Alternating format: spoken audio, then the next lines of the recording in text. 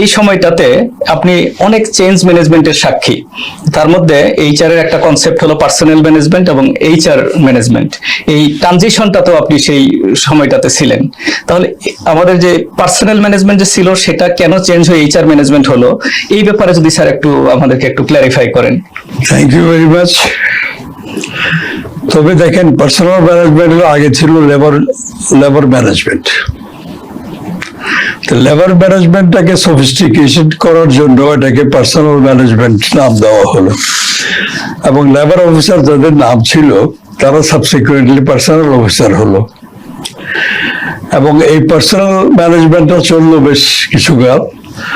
এবং আমার যদি মনে পড়ে যে আমি ডিরেক্টর হওয়ার পরে 95 or early or later something like that, এই সময়টাতে আপনার হিউম্যান রিসোর্স ম্যানেজমেন্ট কনসেপ্টটা প্রচার করা শুরু হলো বিভিন্ন জায়গায়।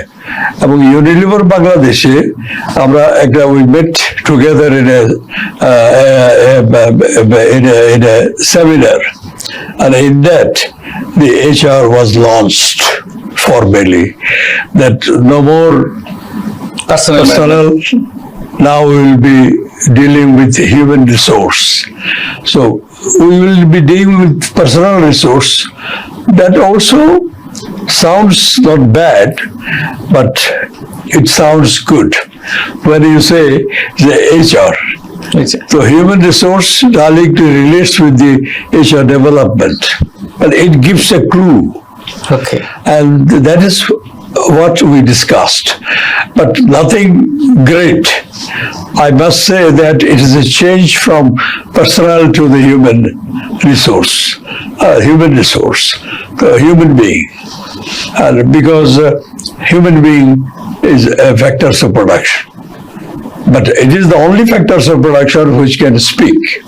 Exactly.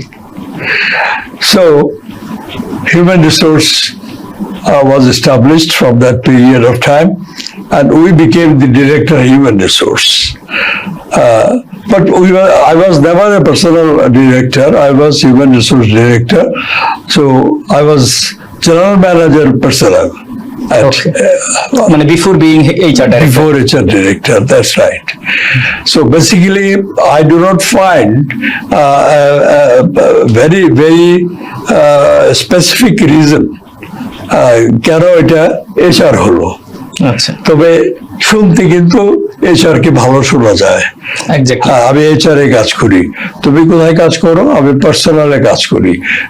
মানে এই দুটার মধ্যে ডিফারেন্স আছে, মানে একটু শুনতে একটু এক্স্যাক্টলি। হ্যাঁ, আমি কিন্তু লেবার অফিসার ছিলাম।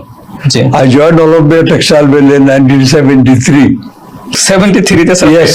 যখন তোমাদের জন্ম হয়ই নাই, এর পরের জেনারেশনের জন্ম হয়নি অ্যাজ লেবার অফিসার। জি স্যার। তো সুতরাং পার্সোনাল এটা বলতেও একটু অসুবিধা লাগে, পার্সোনাল রিসোর্স বলতে একটু অসুবিধা লাগে, পার্সোনাল ম্যানেজমেন্ট সে কথাটা একটু মানায়, কিন্তু আমরা যখন হিউম্যান রিসোর্স বলি তাহলে ইট সাউন্ডস গুড, একটা মানে মানুষ সামনে চলে আসে এবং মানুষকে রিসোর্স হিসেবে ট্রিট করা হয়। Exactly sir.